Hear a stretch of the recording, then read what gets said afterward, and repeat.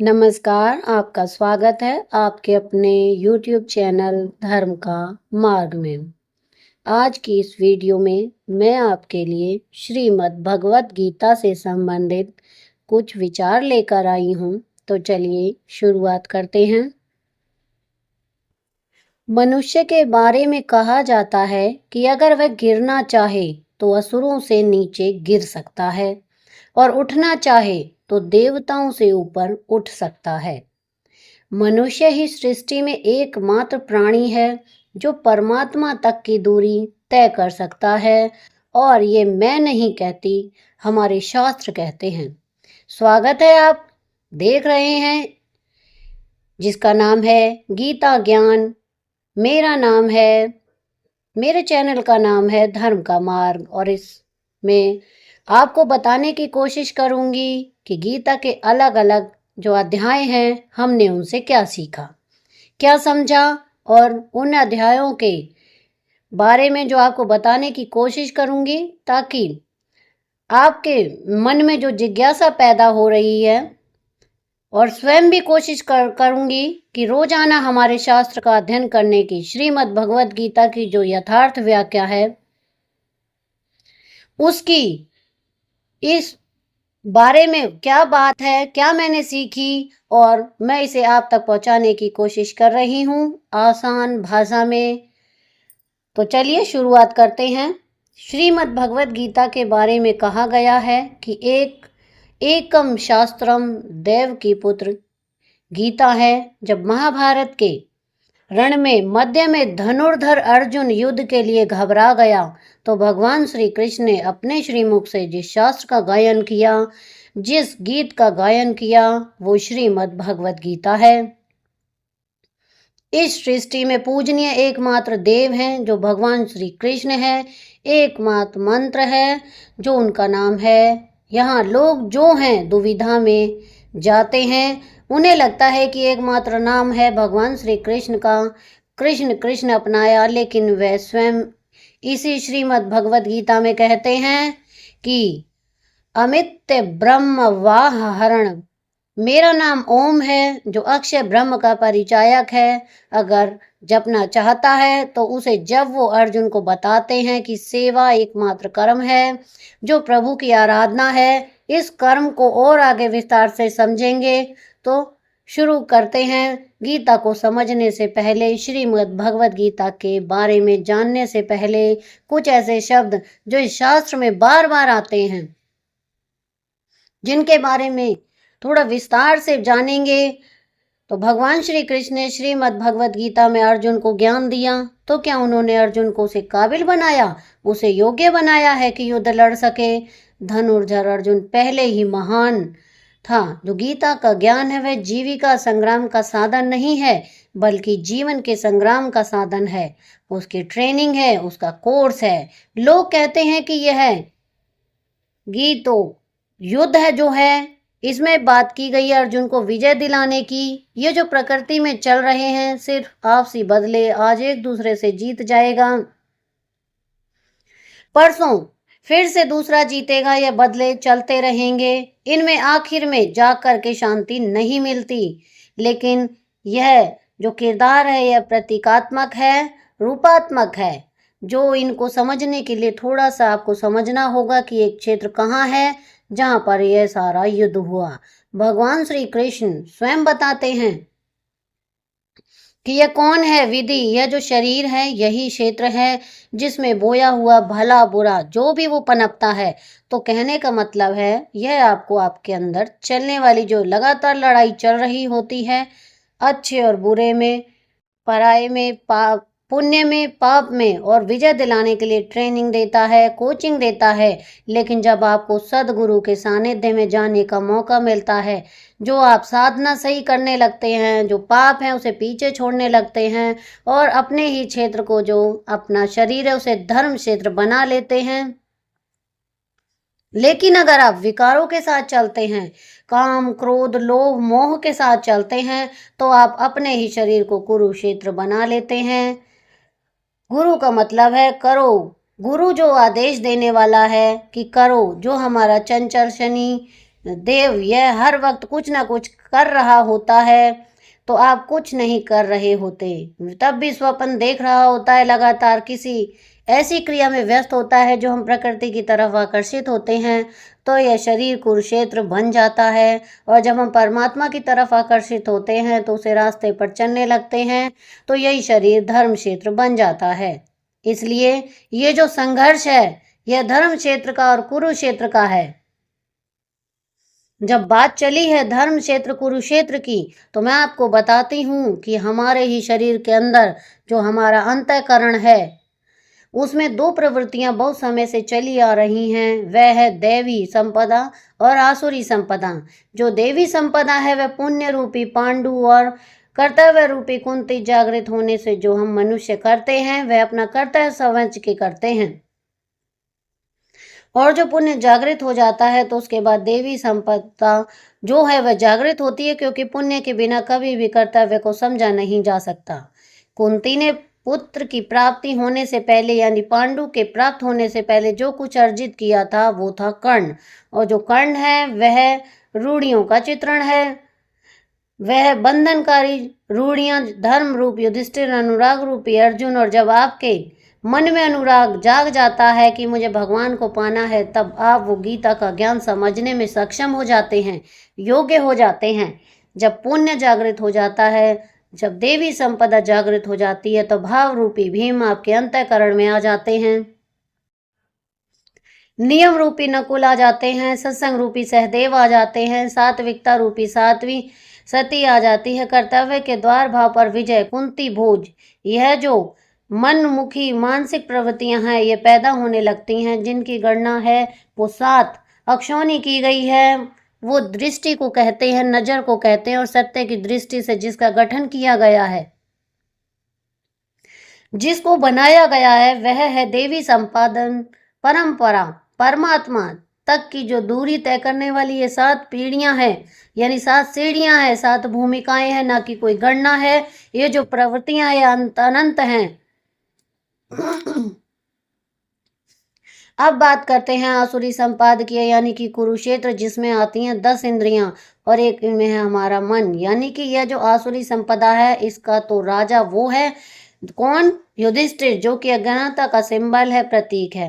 अज्ञान रूपी जिसे सत्य मालूम है, जिसे मालूम है कि एकमात्र सत्य परमात्मा है, लेकिन अपनी आंखें बंद करके जीवन जीता रहता है, उसको जो सच्चाइयां हैं, जैसे कि गांधारी है जो इंद्रियों के आधार वाली प्रवृत्ति है, और इनके साथ संतानों का समूह, इनके साथ कुछ और लोग भी हैं जो प्रतीकात्मक है, इनकी संतान।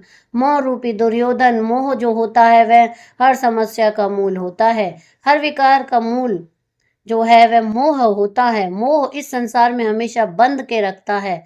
और फिर आता है दुर्बुद्धि रूपी दुशासन, जिसकी बुद्धि भ्रष्ट हो चुकी। फिर आते हैं कौरवों की सेना में जो भ्रम रूपी भीष्म, इनके बारे में आगे विस्तार से आपको बताऊंगी। उससे पहले इन सब के बीच में एक पुण्य आत्मा और रहती है जिसका नाम है विदुर, जो रहता तो है अज्ञान में, लेकिन अपनी दृष्टि को वो हमेशा पांडवों के कर्मों पर रखता है, क्योंकि वो उनके साथ जुड़ना चाहता है, उनकी तरफ जाना चाहता है। तो अब शुरू करते हैं श्री भगवत गीता का प्रथम अध्याय, और उससे समझते हैं कि हम सीख क्या सकते हैं।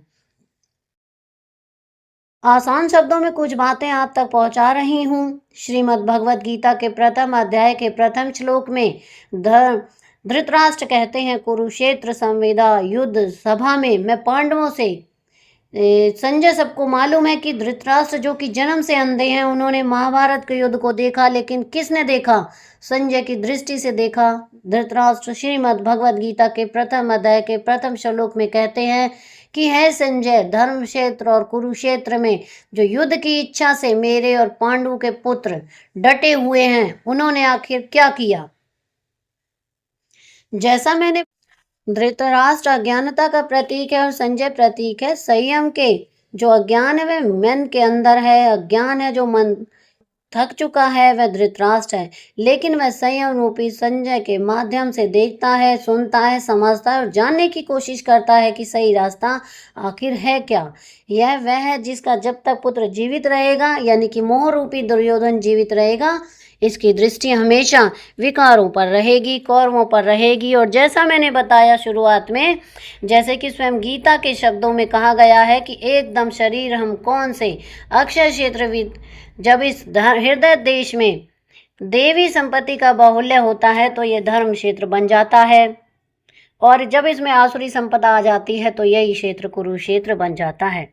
अब जैसे इसे श्रीमद् भगवद गीता पढ़ते जाएंगे तो आप समझते जाएंगे कि बहुत सारे किरदारों के बारे में आगे बात नहीं हुई है, सिर्फ भगवान श्री कृष्ण और अर्जुन का संवाद ही सिमट करके रह जाता है, क्योंकि भगवान के श्रीमुख से जो शास्त्र निकला है वह सिर्फ और सिर्फ अनुरागी अर्जुन के लिए। लेकिन यह सबको मालूम है कि महाभारत जीवित रहे जब तक उनकी इच्छा रही। प्रथम श्लोक के 11वें में, प्रथम अध्याय के 11वें श्लोक में दुर्योधन जो है वह अपने गुरु द्रोणाचार्य का तो सर्व एवं यानी कि सब मोचन पर अपनी अपनी जगह स्थित रहते हुए सारे लोग भीष्म की ही रक्षा कीजिए। यदि पितामह भीष्म जीवित हैं तो हम अजय हैं, इसलिए आप पांडवों से मत लड़िए, आप सिर्फ और सिर्फ पितामह भीष्म की रक्षा कीजिए।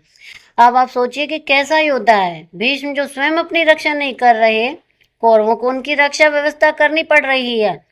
यह कोई बाहर के योद्धा नहीं, जैसा मैंने आपको बताया है कि प्रतीकात्मक है। ब्रह्मी भीष्म है, यदि ब्रह्म जीवित है तो जो आसुरी संपदा है, जो कौरव हैं, वो अजय का मतलब यह नहीं कि उन्हें आप नहीं हरा सकते, बल्कि अजय का मतलब है कठिनाई से जिसको जीता जा सकता हो। यदि ब्रह्म समाप्त हो जाता है तो अविद्या जो है, वो मोह जो आंशिक रूप से बचा है, वो भी समाप्त हो जाता है, क्योंकि भ्रम मिट जाता है। अपने गुरु द्रोणाचार्य से कहता है कि गुरुजी, जो पांडव हैं वो भीम द्वारा रक्षित हैं, जो हमारी सेना है वो भीष्म द्वारा रक्षित है। पांडवों की सेना भीम द्वारा रक्षित। भगवान भाव जो है सिर्फ वही भगवान विद्यमान है। जब तक भाव है आप उसे शक्ति के साथ आगे बढ़ते हैं और परमात्मा का दर्शन कर लेते हैं। जब द्रोणाचार्य पहले ही द्रोणाचार्य तो पहले ही समझ गए, वे यह भान गए कि द्रोणाचार्य की कभी मृत्यु नहीं होगी। आचार्य द्रोणाचार्य ने कहा कि शास्त्र अगर उनके हाथ में रहता तो उनकी कभी मृत्यु नहीं हो सकती थी, वे आजीवन। इसलिए भगवान श्री कृष्ण ने कहा है कि गौरव पक्ष में हाथी है जिसका नाम अशोक था, मैं उसे हाथी को मार दे और ये उद्घोष करके ऐलान कर दे कि इस अप्रिय समाचार को सुनकर, इस बुरे समाचार को सुनकर जो आचार्य द्रोणाचार्य हैं वह शिथिल हो जाएंगे और वो अपने सारे अस्त्र शस्त्र त्याग देंगे, कि वो सोचेंगे कि उनका पुत्र मारा गया, धनुष उनके हाथ से गिर जाएगा और वे युद्ध भूमि में बैठ जाएंगे। उनका गला कट गया। पुत्रों में जो अत्यधिक उनकी आसक्ति थी और जो लगाव था और जो मोह था वह उनकी मृत्यु का कारण बन गया। अश्वत्थामा दीर्घ जीवित था, जब तक मोक्ष नहीं मिल जाता तब तक वह ऐसी स्थिति में लगातार रहेगा। अब पता लगाओ, कहीं ना कहीं किसी न किसी में यह मोह बना ही रहता है। वह अश्वत्थामा विद्यमान रहता है, बुद्धि रहता है, इसलिए उसे अमर कहा जाता है। प्रथम श्लोक अध्याय के 15वें श्लोक में कहा गया है कि पंचजन्य महर्षि जो देवदत्त, धनंजय, पंडरम, भीम, कर्ण, ऋषि के शाह यानी कि हृदय के सर्वज्ञ आता है, उस भगवान श्री कृष्ण ने पंचजन्य शंकर बजाया, जो हमारी पांचों इंद्रियों, ज्ञानेंद्रियों, इनको पंच तत्व मात्राओं, शब्द, स्पर्श, रूप, रस, गंध, इनके रासों से समेत करके अपनी भक्त की श्रेणी में डालने की घोषणा की। जो हमारी इंद्रियां हैं, जो विकराल रूप से हैं, इधर उधर सृष्टि में लगी हुई हैं, प्रकृति में इसके अंतराल में आसक्त हुई और उनके अपने भक्त की श्रेणी में लाना, यह भगवान श्री कृष्ण हैं जो उद्घोष करता है। भगवान श्री कृष्ण सदगुरु योगेश्वर, उनकी शरण में जाते हुए अर्जुन कहते हैं कि प्रपंच भगवान में मैं आपका शिष्य हूँ, आपकी शरण में हूँ, मुझे संभालिए, साथ ही और मेरी नैया पार लगा दीजिए। जब तक भगवान अपने भक्त के साथ ना देने लगे, भक्त के साथ ना जाएं, तो वो खड़ा रहा, वहाँ से उनका हाथ ना था, तब भी कहा जाता है कि सही मात्रा में, जिसे ध्यान भजन कहते हैं, वो शुरू नहीं होता।